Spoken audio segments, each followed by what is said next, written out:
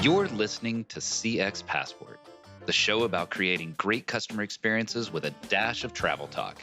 Each episode, we'll talk with our guest about great CX, travel, and just like the best journeys, explore new directions we never anticipated. I'm your host, Rick Denton. I believe the best meals are served outside and require a passport.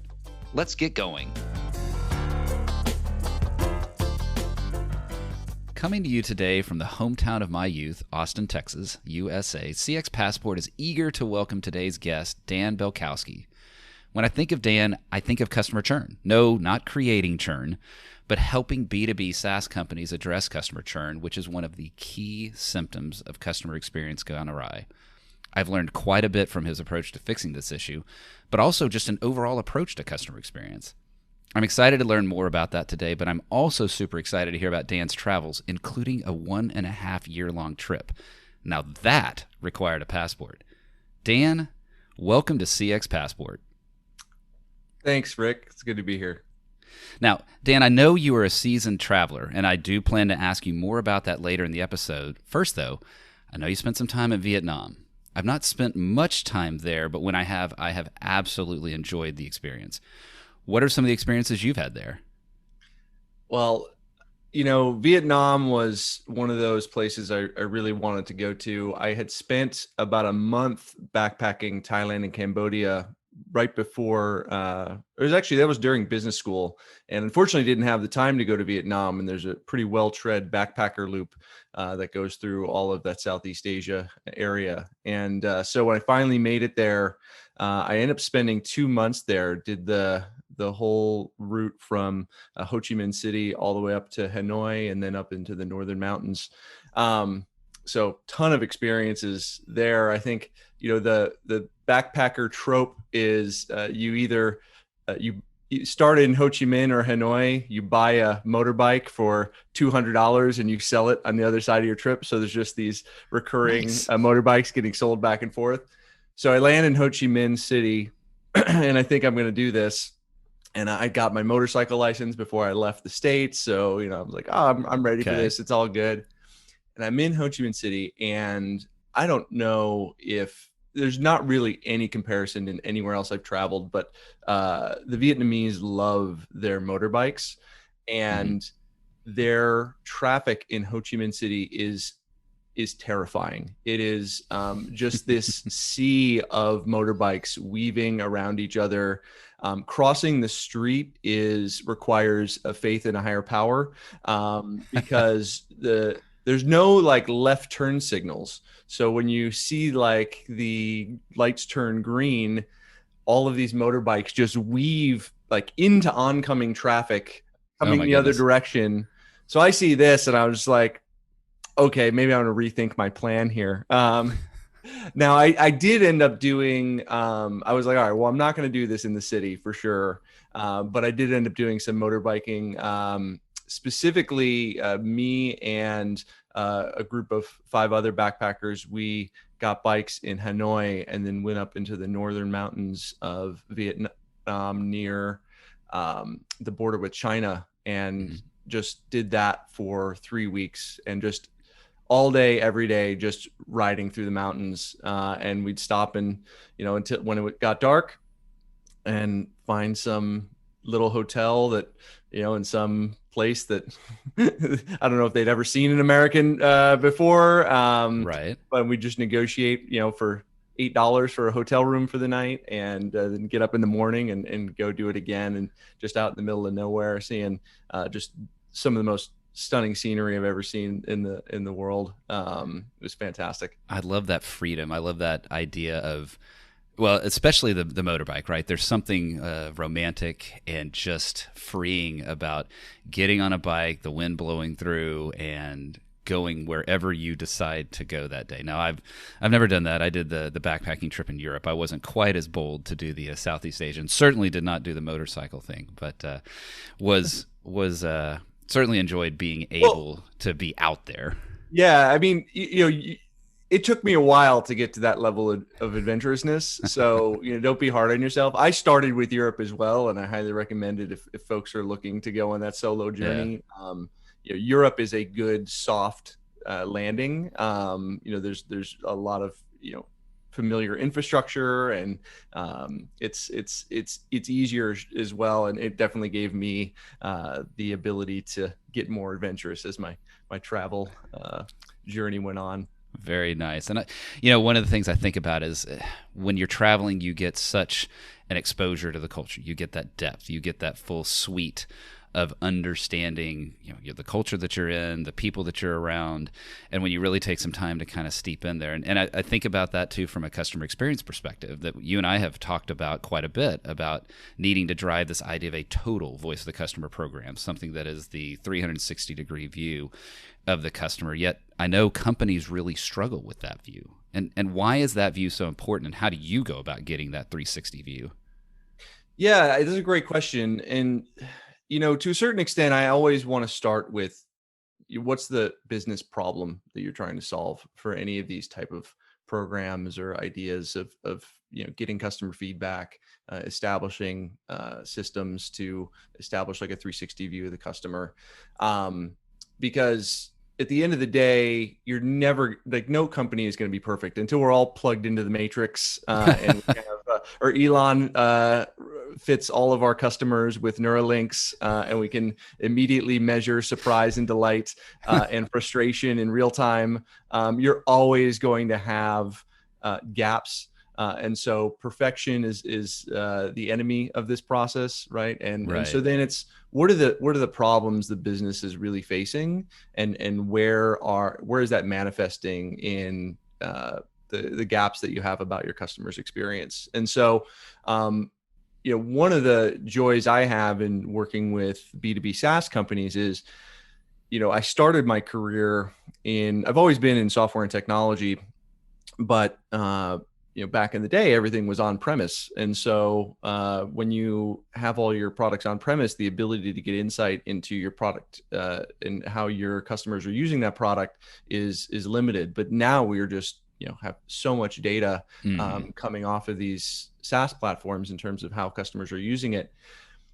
The problem that I mostly run into on the customer retention space is that this product usage data is incredibly useful. However, it's limited. It only gives you one perspective. And so immediately the problem that a lot of clients run into is the fact that they have, for example, their subscription management system, which is the system of record for is the customer active, what plans do they have, how much are they paying for those plans, completely separated from all the other systems or their marketing systems, the product usage systems.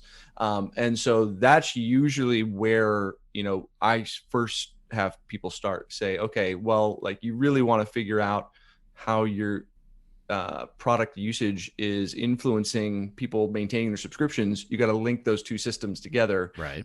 So that you can get that information. And so the other way I think about it is, those systems are, if you think about the different types of questions, who, what, who, why, what, where, when, how, those systems are always very good for everything except the why.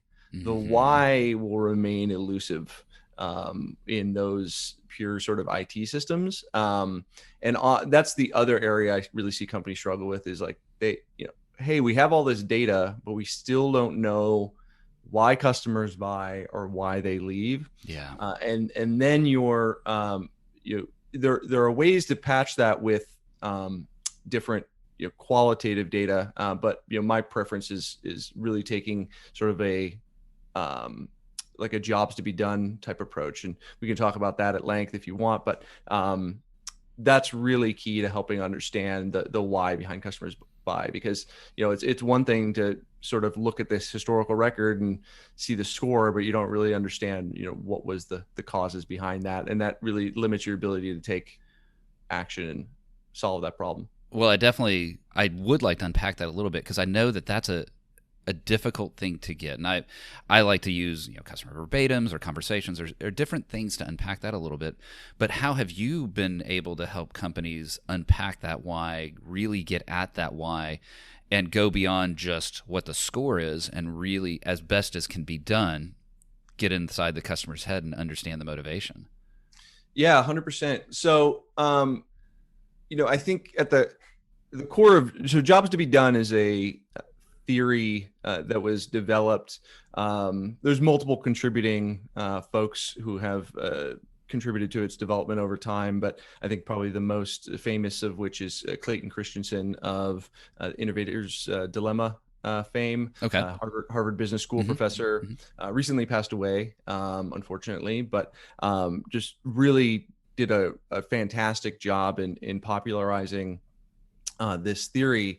And where he came from was he was very popular in developing the disruption theory, so the innovator's dilemma, and how these existing businesses have small, more nimble competitors who spring up out of nowhere with what looks like a feature set that is incomplete or not going to be sufficient, but end up toppling the incumbent players. And so, so he did a ton of research around that, and it's a really interesting theory, but it really doesn't tell you what to do to be that innovator, to be that disruptor. It's a sort of a lens looking backwards into history. I mean, like, oh, this is what happened. These are how these competitors disrupted the incumbents.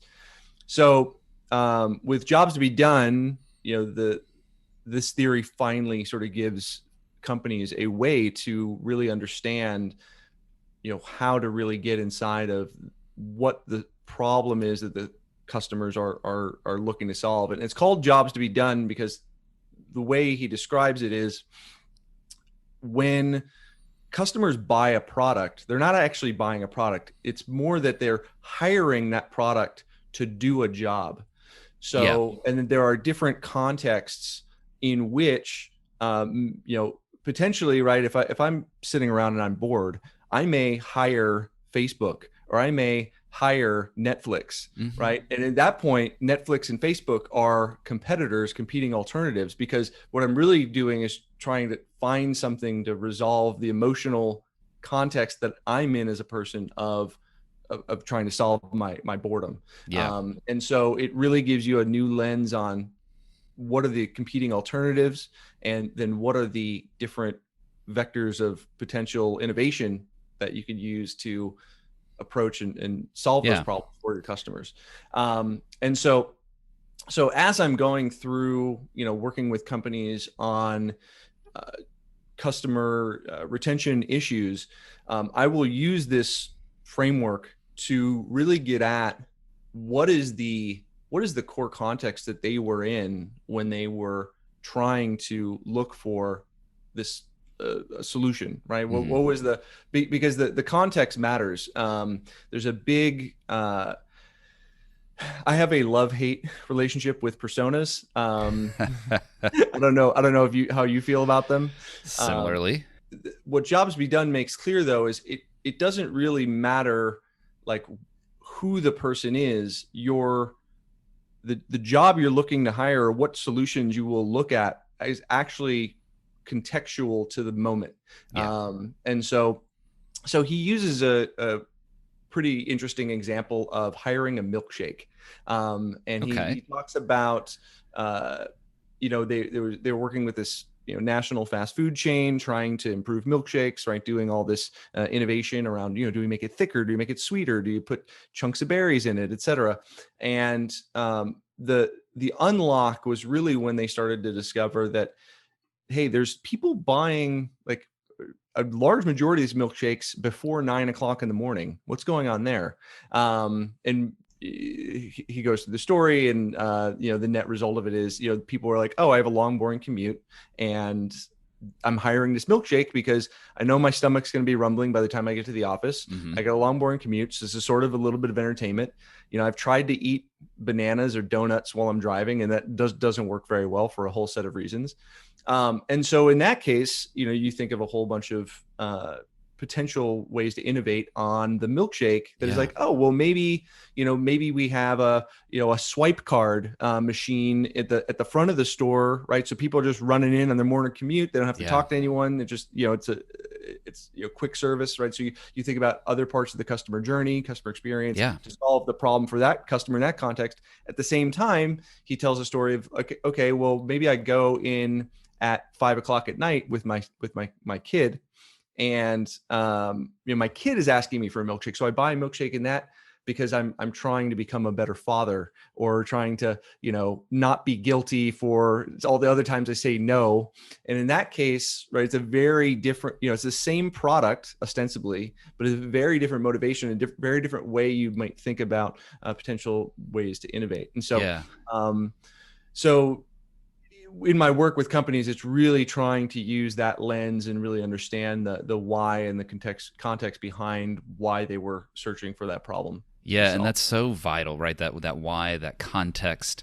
I like the idea of considering, well, even in your example, then it becomes, if we take the boredom example, Netflix, Facebook, and a milkshake can all be competitors. I've seen, and we were all enthralled, right, with that recent container ship that was trapped in the Suez Canal.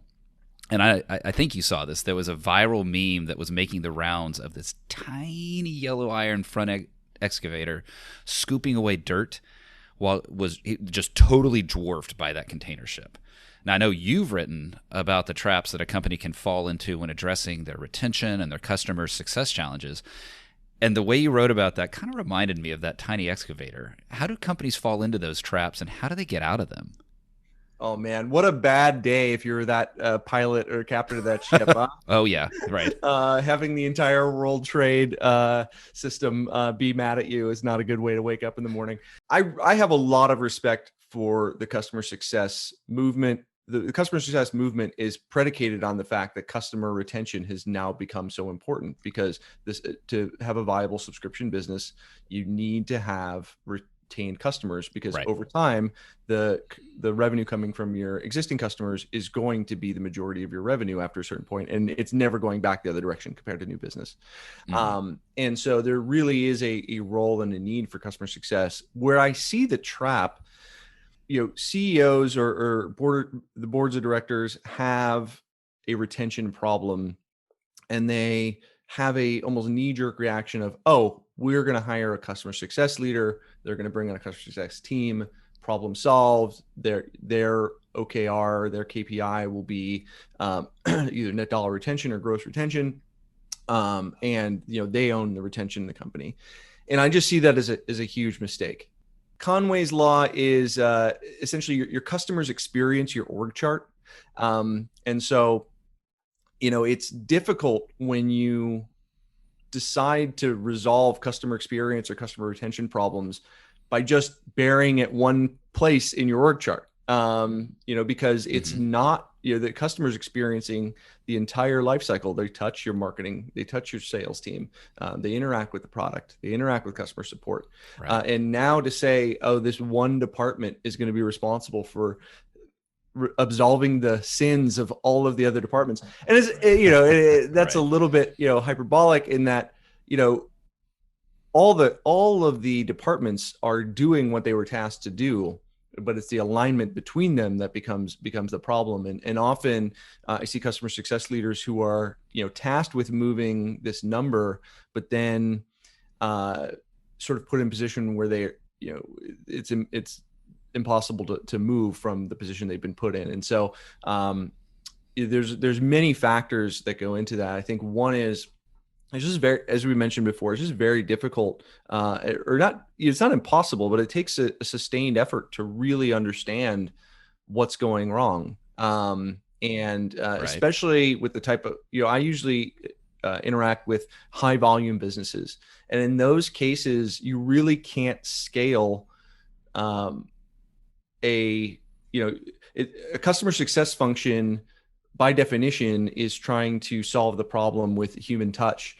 And it's, although there are customer success platforms that allow, you can lever up, right? It's much more efficient for a salesperson who's using a CRM, right? Who doesn't have to write everything from scratch every single time. They can handle a lot more leads per day. These customer success platforms like Gainsight or Tatango, Churn Zero, can lever up these customer success managers so they can handle, more caseload effectively. But, if you have 1,000, 10,000 customers, there's just no way you can touch every single one of those customers with humans. And then to be able to at scale figure out, what are the biggest levers, what is going on, that is very difficult for one department to tackle, because as we were talking about before, potentially you have these different siloed customer data systems. Maybe that leader doesn't have either access or knowledge of all the ins and outs of how all those work, or what their goals are. And it's difficult as well when you're also just trying to be an operator, right, to go and do this in-depth research. So then there's just other general once you get into the data, there's other things that just trip you up. And so there's things like timing is very important when you're thinking about customer experience and retention. I don't know if the last time you canceled a subscription, my guess is this is how it goes down for most people, is you stop using something, and then a few months later you get your next bill, and then you're like, oh wait, like what is this thing? Oh yeah, like I'm not using it anymore. And so there's this disconnect between your when you made the decision and when you actually cancel. And so part of that trap that I see companies jump into is they're like, oh well, there's customer success, and then we'll also have like a retention team. And so, and these people have, I just have massive respect for them, because they have honestly, it seems like one of the worst jobs in the world, is just trying to convince angry people who don't want to deal with your company anymore to stay with your company. And so I have all the respect for them in the world. And I just feel like they're being put in a bad position, because by that point, you're really playing from behind. And the ability, if a customer, was never successful onboarding, or decided months before that, they weren't getting value out of your product, you like at the moment of cancellation coming and saying, hey, like, no, whatever, we'll give you a discount, we'll stay with us. It's just, it's a very difficult position for them to be playing in. And so I think it just sets up a lot of the organization for disappointment. Yeah, and I think that gets back to, that's exactly that trigger that made me think of that small little excavator, which, eventually, right, the container ship was freed, but there were so many other pieces that went into how that container ship got stuck. There were so many pieces before the repair, right? So just like you said, the relationship with the customer got stuck in those first 90 days or in that onboarding, and then this poor retention team has to try to unstuck the customer using the tiny front end excavator. And I think too, what I like is how you're talking about the root cause, right? You can't just go out and hire a team, but rather it's a universal experience across the entire company, entire brand, and being able to look across those silos is how you'll unpack that root cause and be able to really improve not just the customer success, but the overall customer experience as well. Yeah. And I think, one thing when it comes to retention is there's a good quote. I think it was Ben Horowitz of Andreessen Horowitz who said it. He's like, there's no silver bullets. All we have for this is a lot of lead bullets.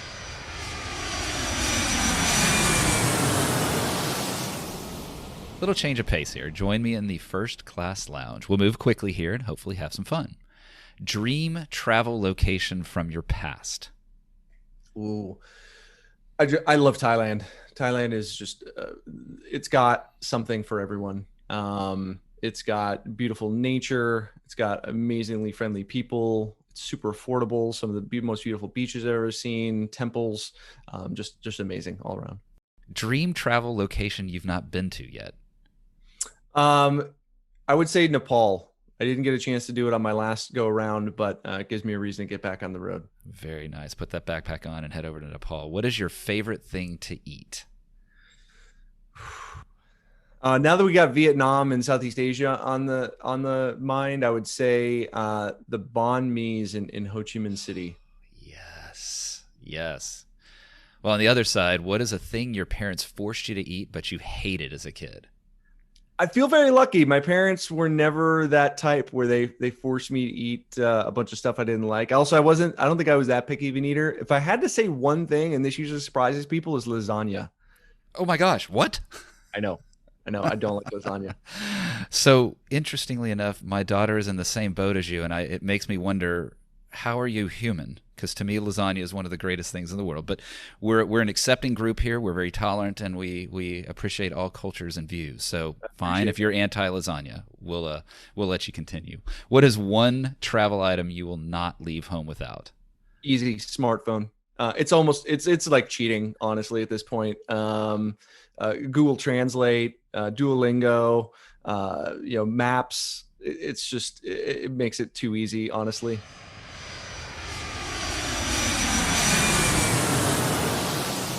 So 1.5 years of travel. I am absolutely fascinated by that. Tell me, how did you decide to head out for that long, and what was it like? I would love to hear some of the great experiences, or even some of the not so great experiences. Um, yeah, so that's it could be a long story. So I'll try to give you the short version. My I had some really good friends who had gone on multi-year trips, and that combined with Tim Ferriss' 4 Hour Work Week was this lingering inspiration to go do a trip like this. And then I got I built up to it over time, where I had done 3 week trip, month and a half, 3 month, and then finally I was like, all right, I wouldn't want to do this big multi-year trip if I never do it. It's never going to get easier. Time is now. Carpe diem. Wonderful. You never know when a global pandemic is going to ruin any chance of your ability to go travel the world. So, and then, man, so many good experiences. I would say it probably, let's say, one of the most transformational I did was I completed 2 10-day meditation retreats My while I goodness. was on my travels. And those were journeys of the internal Hmm. variety. Right. But to a certain extent, I did it, my first one, before I actually left. So right before I left. And I just viewed it as a down payment on the rest of my trip, meaning, I didn't want to be in some exotic location, not able to appreciate, the present, always thinking about like, okay, where am I going next? Okay, this is interesting. Where am I going next? And so, I think that really helped me establish, being extremely present, being able to savor, that entire year and a half. Um, and then I think probably the other common question I get is what was the most surprising place? And I would say the west coast of Norway was just Oh wow. unbelievable. Yeah. So yeah, I rented a car in Sweden. Good tip there. Rent a car in Sweden, not Norway, because Norway is incredibly expensive for everything. And then drove it over to the west coast and just did like 3 weeks up the coast, driving through the fjords. It was just spectacular. I know that I'm sitting here as a host, just kind of closing my eyes, visualizing what it would be like to have that kind of slow pace of travel. And I'm sure listeners are doing the same thing, or maybe they're over alt tabbing and Googling, okay, west coast of Norway, how can I get there? I do think it is amazing how travel shapes us, and how travel, even I take my travel experiences and it shapes who I am as a person outside of work, who I am as a person inside of work, and just who I am as a human. And you and I have talked about going back to Vietnam, some of the experiences you've had there, even in Hanoi, and how that drove you to think about overall customer experience. And so, kind of combining those worlds, when you've experienced this in Hanoi or anywhere in your travels, how do you, when you're working with your clients, take those travel experiences to influence your perspective with your clients? Yeah, this is a great question. So, I think, the best takeaway I have from that in terms of what I apply to clients is, in terms of myself traveling, right? I think people have a lot of assumptions about what it takes to be a traveler, or like to go do a trip like I did. And I met so many different types of people, right? People assume like, oh, well, you need a certain amount of money, or, oh, I can't travel if I have children, or, I can't travel if I'm a certain age. And those are absolutely not true. And how it relates to customer experiences, I think people make a lot of assumptions about their customer, and they have one kind of customer, and that customer is, XYZ demographic and has these needs. And it's just not true. I met traveling families. I met people who I met kids straight out of college or 18-year-olds who were, volunteering across the world at different places, hitchhiking rides. I met traveling people in their 60s staying in hostels. So really, there's all varieties of people, and it also applies to your customers. I think people that or companies that don't do the work to appreciate that and really segment and understand the different people in their customer base are doing themselves a disservice and losing out on a whole lot of opportunity. I too have found that travel has opened my mind to people, to cultures, to differences, and recognize that there is a wide spectrum of humanity out there, and being able to then take that into a customer experience conversation. So even back to the persona conversation we were having earlier, that while it can be important to understand general segments, the reality is your customer base is a much more diverse set of individuals and a diverse set of experiences than you may realize as a company, and helping them understand that. Dan, it has been brilliant talking with you. I would love to spend more time talking about that 1.5-year trip, and maybe you can come back on and talk a little bit more about some of the other places you've been. But I've loved that you've been able to show us that, a milkshake actually can be a competing item to Netflix and Facebook. I love the idea of focusing on the root cause of customer success challenges and how that really is something you have to figure out at scale. And then thank you for taking us in an area where we need to be reminded that it's a big, wide world out there with a lot of diversity and a lot of spectrum of experiences, and how that applies into a company's approach towards customer experience. I thank you so much for giving your time, and I really thank you for opening my mind in today's conversation. I really enjoyed it, Dan. Thank you. Thank you. I appreciate it. It was great to be here. Thanks for joining us this week on CX Passport. Make sure to visit our website, cxpassport.com, where you can hit subscribe so you'll never miss a show. While you're at it, you can check out the rest of the EX4CX website. If you're looking to get real about customer experience, EX4CX is available to help you increase revenue by starting to listen to your customers and create great experiences for every customer, every time. Thanks for listening to CX Passport, and be sure to tune in for our next episode. Until next time, I'm Rick Denton, and I believe the best meals are served outside and require a passport.